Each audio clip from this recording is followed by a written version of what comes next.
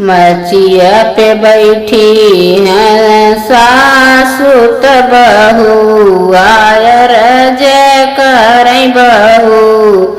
Wire जय करई हो सासु ले आई दे तुलाली रंग चुनरिया तकल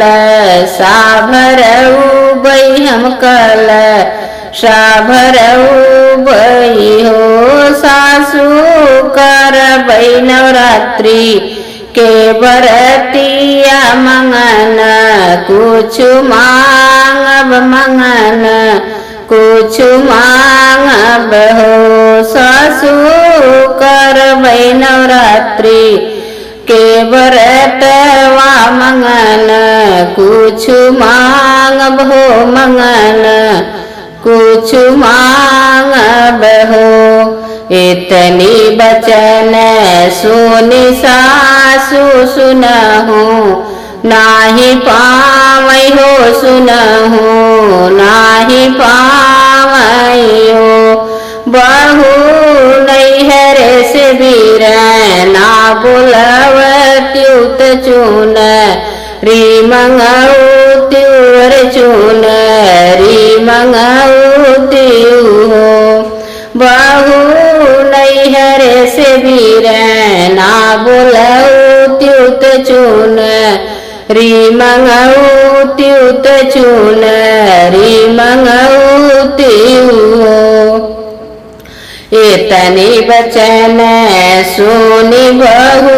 आत्मनवा में सोचई अरे मनवा में सोचई हो अरे मोरी ननदी से ननदी तुहाई दूल रही तीन तुहाई दूल रही तीन हो ननदी सभवा में बैठा तोर बिरना मात ओना का बुलावा होत ओना का बुलावा हो ननदी करबई तोहरे सदिया के बात ससुरे तू जाबू हो ससुरे तू जाबू हो। इतनी बचन सुनी ननदित माना में खुशी भाई माना में खुशी भाई हो भैया भीतरा के भौजी बोलावत बचन कुछ बोलाई बचन कुछ बोलत हो। इतनी बचन सुने राजा महली या के आमई महली या के आमई हो रनिया कावा नहीं पड़ी तुम्हें जरूरत हम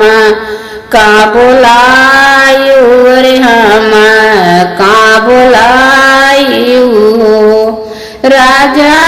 ले आई दे तलाली रंग चुनरिया तकल साभरऊ बैर कल साभरऊ बैयो।